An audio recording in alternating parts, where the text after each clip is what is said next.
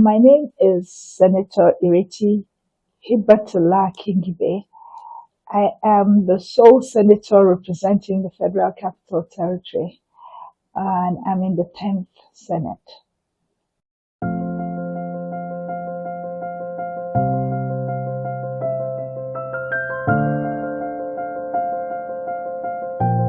I've always been a somewhat political person from even when I was in school. I believe there's no point in complaining. If you don't like the way things are, you go and get involved. And when I was in university, I ran for president of the Nigerian Students Union, and I won, surprisingly, because they were all men. I think out of perhaps 300 of us, maybe we had about 3 or 4 women. And I was actually shocked when I got elected, because when I was campaigning, some of the men will tell me, I have principles, I don't vote for women, but I only ran to make a point. I didn't expect to actually win. And after winning, I took it very seriously. And at the end of the year, I got a student leadership award from the university. Now, going forward, when my husband at the time was involved in politics, from the sidelines, I would put my mouth in everything they were doing.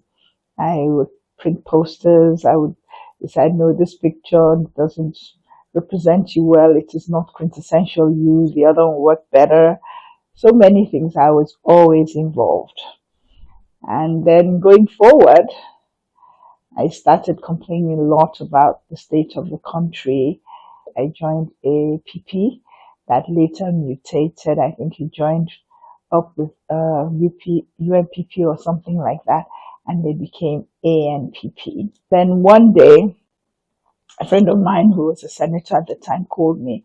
I had gone to spend time with my children who were in school in the UK, and said the incumbent senator she was looking for somebody that she could give her structures to become senator.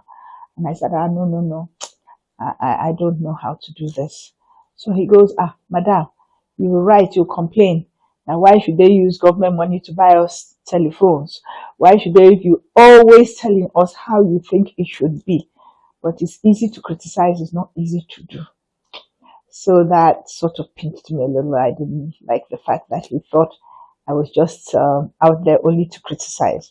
So I said, okay, give her my number. She spoke to me, and I also said the same thing to her. I don't know how to do this. She said, well, am I registered to vote? I said no.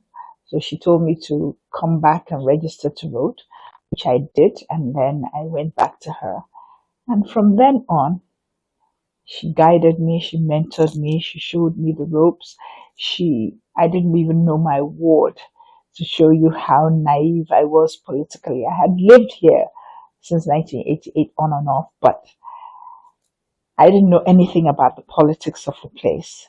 So she did show me, because when I said I didn't know my ward, she told me that, where do you live? I said, I live in Maitama. She said, Wuse is your ward.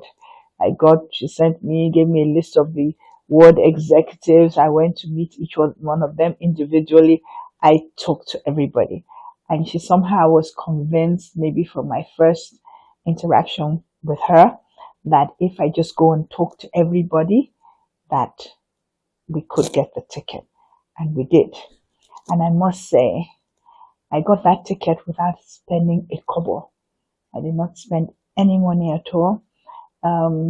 Between her efforts and me just talking to everybody involved, they voted unanimously in the EMPP, FCT, NWC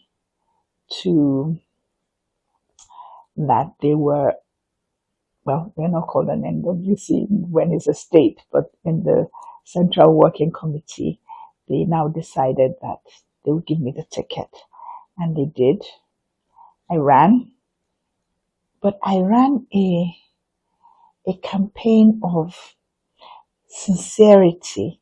At the time, I was naive, I was idealistic. I believed that just talking to the people and telling them that I was offering myself for service would work. And of course, a lot of the reporters were quite amused. But at the end of the day, it seemed to have worked. The first time I was going out campaigning, I bought a pickup full of sweets and biscuits. So she had given me everybody I needed to have: campaign coordinator, campaign manager, everything. I didn't know any of the people in the political space. She did. And she put a team together for me. And so my campaign coordinator saw the truck full of sweets and biscuits. He said, Hajia, what's this? I said, oh, it's sweets and biscuits. He said, yes, I can see that. What are you going to do with it? I said, I'm going to campaign with it. He said, you're going to campaign with it? Okay, he looked like, oh my gosh, I've seen everything.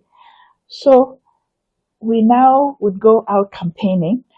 I would talk to the parents, and I'll give the children the sweets and biscuits.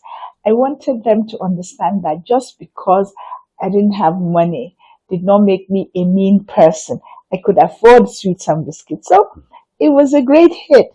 I would tell the parents, if you want to be bought, the thieves are coming. Just wait, they will come. I am coming to offer you myself. And then I'd give the children the sweets, and there was such excitement. When that pickup full finished, I saw it had been refilled. I said, campaign manager, what's this? He said, sweets and biscuits. I said, what are we going to do with it? He smiled. He said, we are going to campaign with it. So that was the kind of campaign that I did in 2003. If I came to your village, you need a well, I would dig the well for you. You need the roof of your school or your church is leaking, I would fix it for you. So that was the campaign I did. I didn't have money to go around giving people, and I wanted them to understand that I was offering them service. And though I remember one reporter came to one of my campaign gathering, and all he saw was Coke and soft drinks, and he was like really amused. He goes, Madam, I want for this kind of campaign. But when the campaign finished, and it was generally believed that I won that election, but of course I was in opposition. They declared the other man. But when I took it to court, the court said the other man did not win. So we were dragging it. We were at it till the end of the year. So at the end of it, I asked that same reporter, who was very cynical about my moneyless campaign, I said, what do you think of that campaign after all? He said, Madam, surprisingly, it worked. People think that Nigerians are only about buy and selling, but it wasn't. Well, they may have become cynical over time, but it wasn't always like that. That's number one. Number two, I saw it as the beginning of a journey as opposed to a destination. So though I was not declared the winner, but as I said in my final speech, is that I did not lose. But let's just put this matter to rest. We've been at this for a long time. I went round the whole territory to every village that voted for me and thanked them for their votes. And I continued the process. Okay, that was the first time I got a ticket. That I was on the ballot. I was never on the ballot anymore, in spite of the fact that every 4 years I would splatter this town with my posters. And if I ever got on the ballot, that I would win the elections. And in fairness to other parties, every time I did not get the ballot in either PDP or APC or AMPP, they offered me their ballots, their own seats. But they didn't have the necessary structures, because you have to have something to be able to monitor the votes, do a lot of things on election day. So I never accepted that until 2022. 2022, I didn't run on anybody's platform to begin with. It was just only Labour. The country wasn't getting any better. It was actually getting worse. FCT was not improving. It was deteriorating. And I was just tired and maybe my head had gone to a different place. There were other things I felt I should be doing. Nobody can accuse me of not trying. And I felt it was time for other people to take over and try. So when I didn't want to run in 2022, I'd sort of resigned a lot of the positions I was holding in ANPP. I was FCT leader. I resigned that. But then my supporters came and lots of people came and talked to me, major stakeholders in the FCT. And I said, I'm no longer interested. They said, Madam, it cannot just be about what you want. We have supported you for almost 20 years. Sometimes you have to do what we want. And I agreed that it's not just about what the leader wants. It's also about what the followers also want. And then I agreed it was a choice between NMPP and Labour Party. In truth, I was leaning more towards NMPP, but the party did not have the unity in the FCT that I felt was required to run an election and win. And then Labour Party was also very insistent. I knew the people in the party. We had been together in ANPP and around in 2003. So they just convinced me that this is the place to be in, and that I also told them that buying and selling, trading, anything I will not participate in. And they agreed. And in truth, I did not have to buy delegates. I did not have to do anything. I spent under 2 million naira between buying of forms, the primaries, everything. And that's how the journey to the Senate started this last time.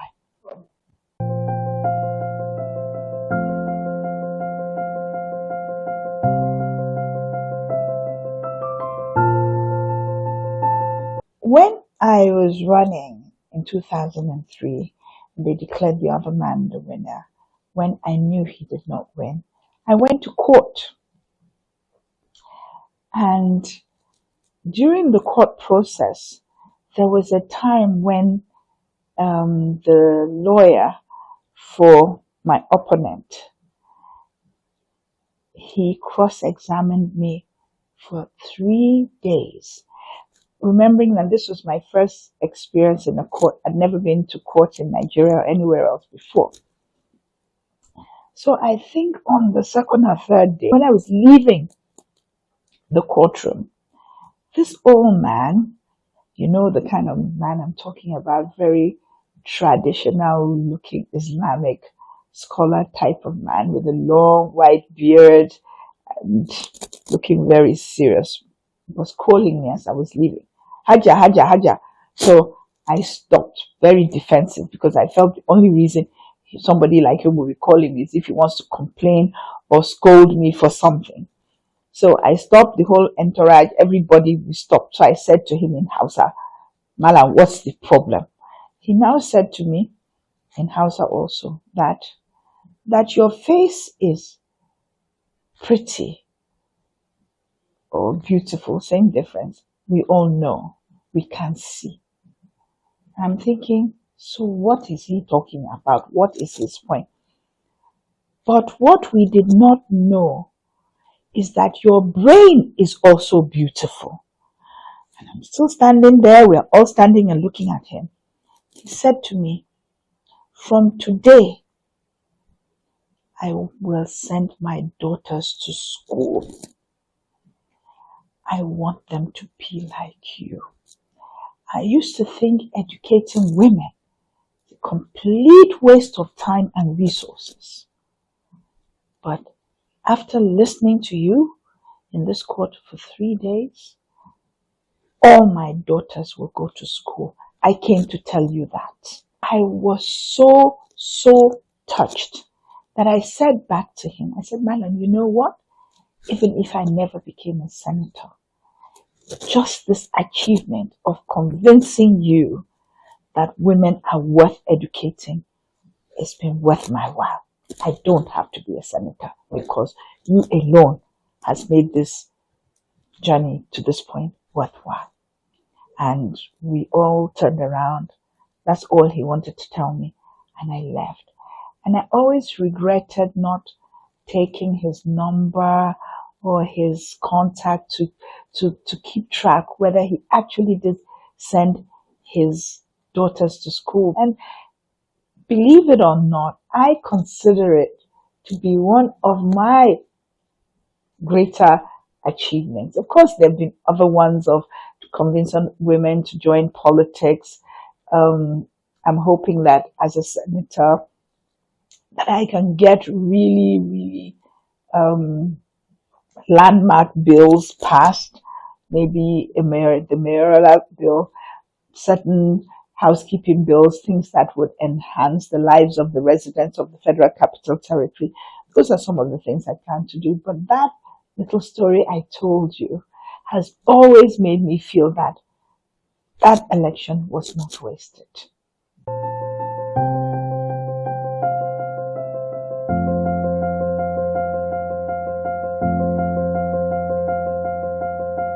Incidences of violence that I have faced in my political career, there have been a few, but I must say probably not as much as other women because of my constituency. My constituents are, I consider them one of the most educated in the country because they're civil servants, they're educated people.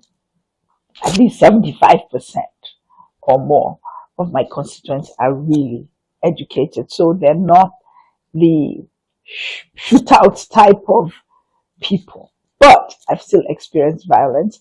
In my first outing as a senatorial candidate, I experienced a situation where I went campaigning in a place called Kershi. And when I got there, for some reason, my opponent decided to come at the same time too. But I always dot my I's and cross my T's. So I had written to the police. So when my opponent came, somehow there was this clash between my people and his, watching a fight between 200 people or so. I don't know those that are mine. I don't know those that are his. Then suddenly the DPO appears. He gets other policemen to surround my car. He then says to me, Madam, don't worry. You are the one who's supposed to be here today. So it's okay. We will protect you. But why are you walking around naked?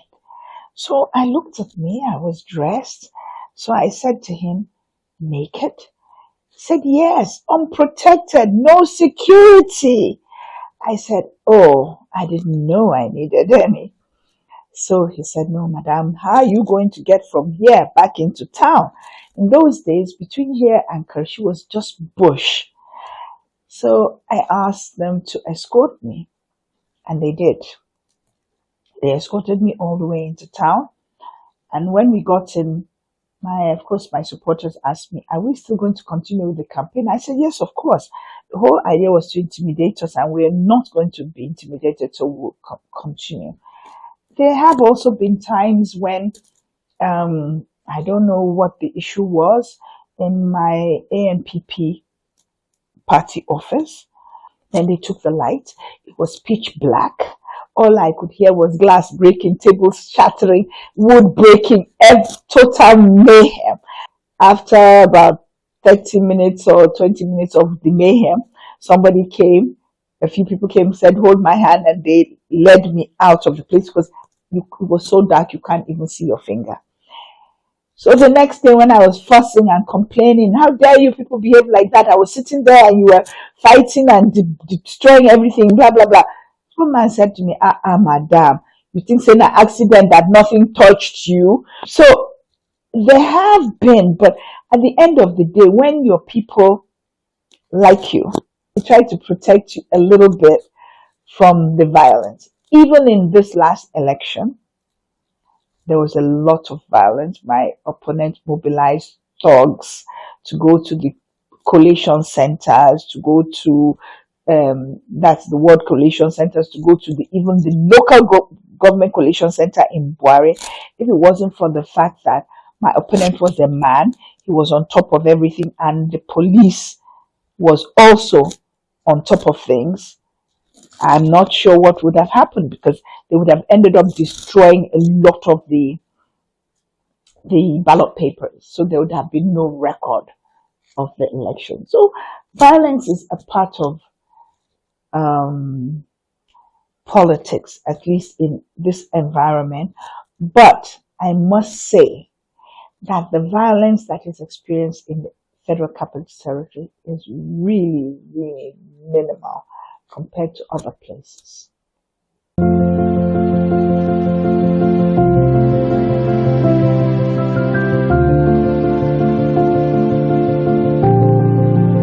Well, I've been getting a lot of bullying from and just general, that's the only way to call it, bullying and harassment from this particular incumbent minister of the Federal Capital Territory. And I don't understand why, because we have no history. I've never really met him. He doesn't know me. At least I don't think he knows me. So my party, when he's bullying me and telling me to go and die on a transformer and things like that, only for saying that the people need certain things, which I never felt should be taken personally. I am supposed to be the voice of the people. I'm supposed to talk about their needs. I'm supposed to ensure that their rights and their needs are respected. My party obviously did some press conferences. My colleagues also have insisted that certain things should not happen, and they're still on top of it. As of now, the issue hasn't been resolved, but I'm certain that my colleagues in the Senate, they have risen to the occasion, and they will continue to rise to ensure that, as their colleague, and it is my right to oversight and to speak up for my constituents, that I will not be bullied. In terms also, definitely my constituents have definitely risen and talked on my behalf. They made it understood that I represent them. They voted massively for me, and they're not going to have anybody try to gag me or bully me. So I cannot say that I have been all alone in my challenges in the Senate. I have not been.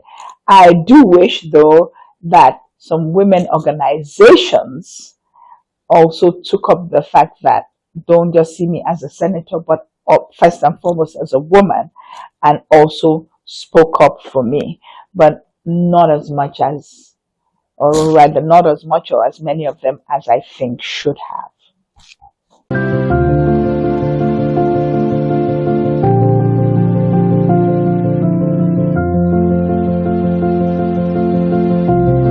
Measures and policies that I think will create a safer and equitable political environment for women. One, and the most important, legislation.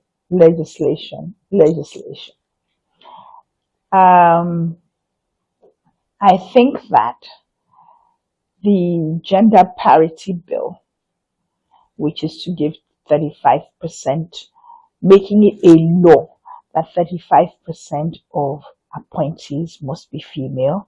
So the parties are obligated to bring out 35% of women to run. That does not mean that you are forcing the people to vote for us, no. But over time, as more and more women get elected, depending on their performance, then we will have that 35%. So it's not like we're trying to force the society or trying to say there's no election. No. If, say, a particular party brings out 109 people to run, they should ensure that out of that 109 people, 35% of them are female. That's what they present to the public. And of course, some of them will get elected, some will not. And that is what I am hoping and working on to see that it happens. Now, in terms of other things like a safer environment, there are laws. Laws have never been a problem. Enforcing them has always been the issue. We have anti-corruption laws, anti-violence law, we have the VAP law, you name it, we've got them all. How many of them are enforced? So until as a nation we start enforcing laws, a lot is never going to happen. So that is I also think that the civil society organizations, media, going forward from this 2020, end of this year, going all the way to 2025, 2026, 2027, should be more vocal. They should get up and ensure that they are vocal about women participation. As I said once, I met the Indonesian foreign minister who was telling me that they have a law where I think it's a third, so I say about 33% of women, they called how did he put it? He called it the first 33%. I said, oh, what does that mean? He said, oh, if he has a position, he has 9 people in a committee, anything, he cannot fill the 6 men until he has filled the 3 women. And that they have this law where women must be in certain people, a third of them in parliament must be women, everything, appointments, everything. So I said to him, how did you get that passed? He said, civil society organizations and the media. Nigeria, we're at the point where globally and in Africa, we are at the bottom in terms of female participation in governance and policy making. We are. In fact, we are so far behind. So the time has come when, as a nation and for national development and for economic development, everything, we need to have more female participation in governance.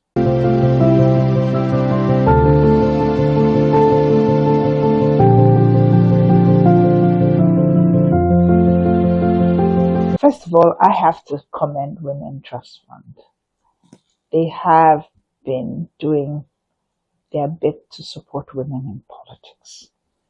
In fact, I will say that, okay, a lot of other organizations try to help, but in a more abstract way. The Women Trust Fund was the only NGO that actually gave me anything. They gave me face caps when I was running. And it mattered a lot.